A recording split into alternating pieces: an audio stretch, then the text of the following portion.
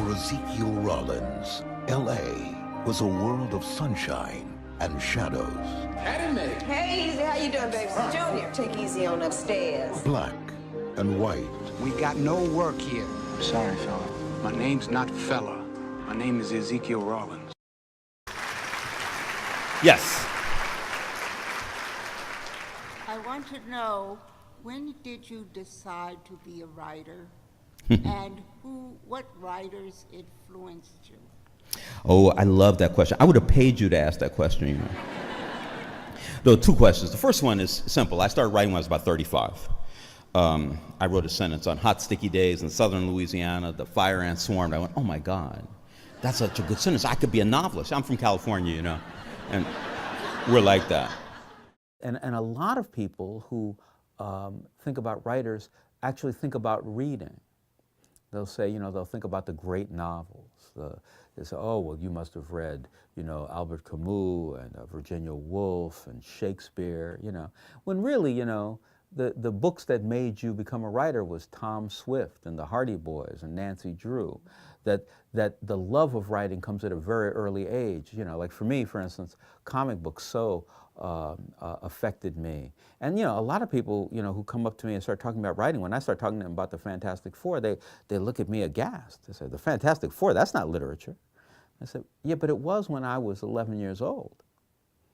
This was literature. This was telling me what life was about. This was how I kind of entered life through fiction.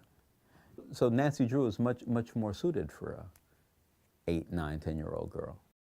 Like when I first started writing, you know, when I wrote Gone Fishing, you know, the first book that I did with Paul Coates. When I wrote that book, you know, the first time I sent it out, people said, well, white people don't read about black people, black women don't like black men, and black men don't read. It was an interesting notion. It wasn't true, but there was a little part that's true, because most black men who were reading a lot were reading nonfiction because they were misrepresented or not represented at all in fiction, you know? And so when I write a book like this, black men and those who love them pick up these books and read it, and it's an escape in a way, but it's an escape to the truth. This is something that I've experienced. This is a way that I talked. This is who my grandfather was and my father was. This is who I am, you know. Oh yeah, I know Mouse, that kind of stuff. So it's an escape, but it's not an escape to some kind of fantasy place. It's an escape to a kind of reality that makes you smile. You know? When last seen, Ezekiel Easy Rollins was driving over a cliff, apparently to his death. Rollins is the fictional private eye who, in the course of a dozen books, has become one of the best-known, longest-running characters in American literature. His latest adventure is told in the new novel, Little Green.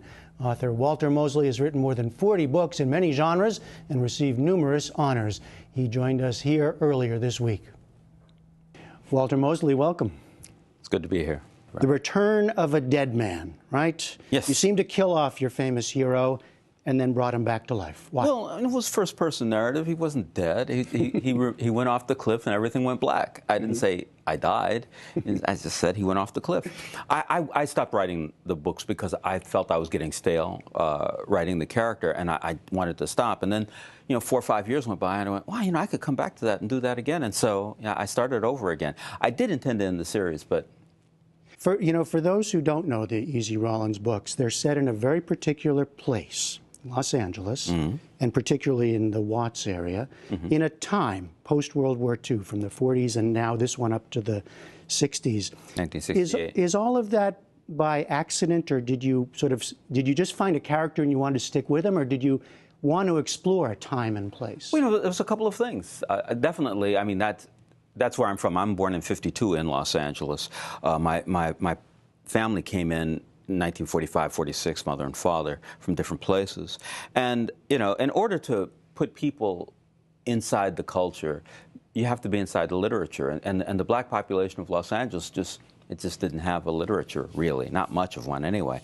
And so I decided I'd write these books so I could write about Los Angeles, I could write about post-war Los Angeles, I could write about black Los Angeles, I could do all of those things together. You had that in mind, yeah, just that there was a vacuum of particularly black literature. Oh yeah, absolutely. Yeah. I mean, because one of the running jokes in the book, but although it's a serious line, is often when somebody meets Easy Rollins for the first time and they find out what he does, and they say, I never met a black private eye before. And he says, we're a rare breed. Exactly. Which he is. Yeah, he's a new character for this world.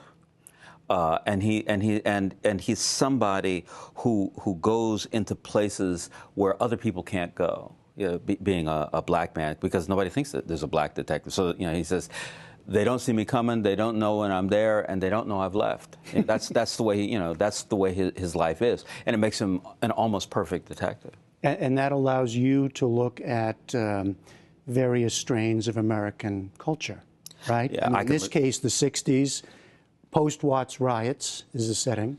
And the beginning of the hippie movement, yeah, which is a whole other surprising event in California at this time. I mean, if you're in California in 1964, it's one Los Angeles, and if you're in 1968, there's all these hippies everywhere. It's where'd they come from? How'd they have time to grow that hair? It was pretty amazing, and I'm really enjoying it because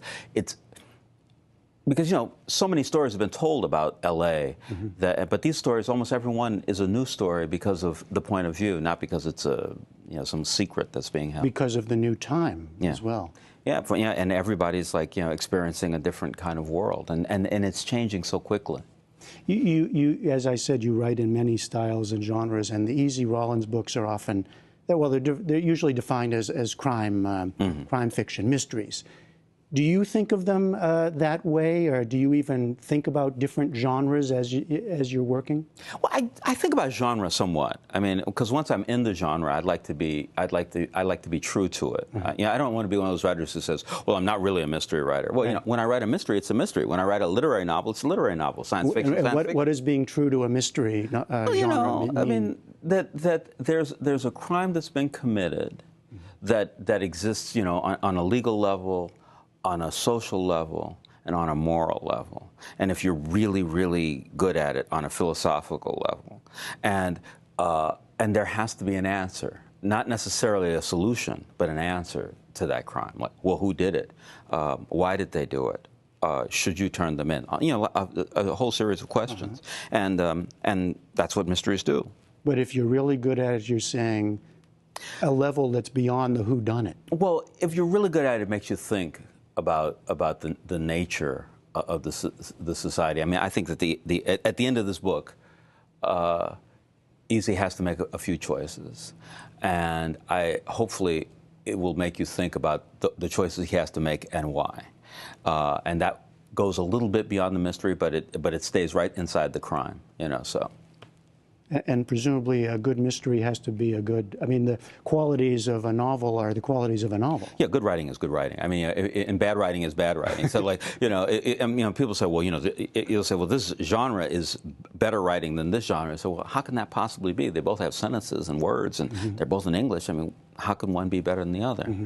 But there are a lot of people who do think like that. My genre, when I'm writing crime fiction, is one thing, but like science fiction, people completely, eschew, and romance, oh my God, that's terrible writing, but it's not necessarily. If you're a good writer, you write a good book.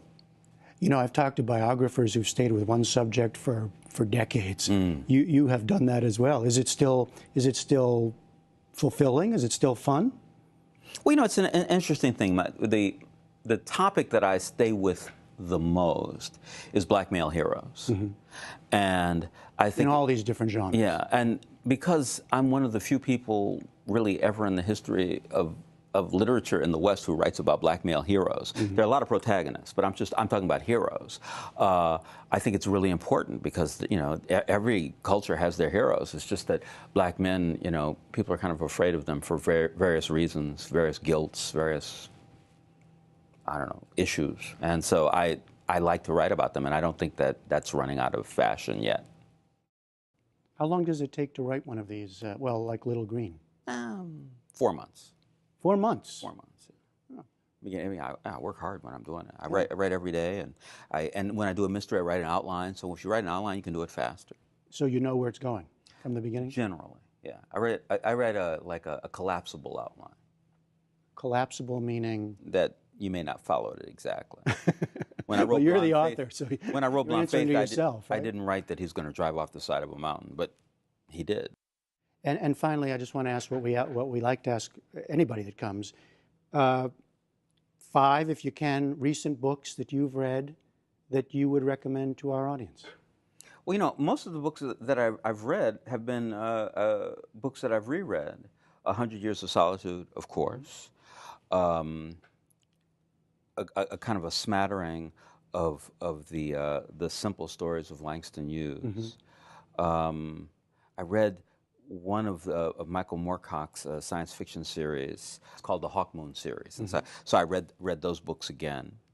I read the biography of Albert Einstein and Hot House by Brian Aldiss. I reread that. Okay, so you're a rereader. I think that every writer knows that writing is rewriting. Because you can't just write a book and then it'll be finished. Right. And reading is the same thing. Any book that was written seriously, you can read 4 or 5 times, and every time you read it, you get more out of it. You know, and I think it's really, really important because reading isn't about quantity; it's about the quality of thought. And I'm a very slow reader, though. Oh, really? You're a fast writer, but a slow reader. Yeah, it's true. It's like when I'm reading it, it takes a long time for me to read books. So I probably only read about 4 or 5 new books a year. Okay, Walter Mosley, thanks so much. Thank you.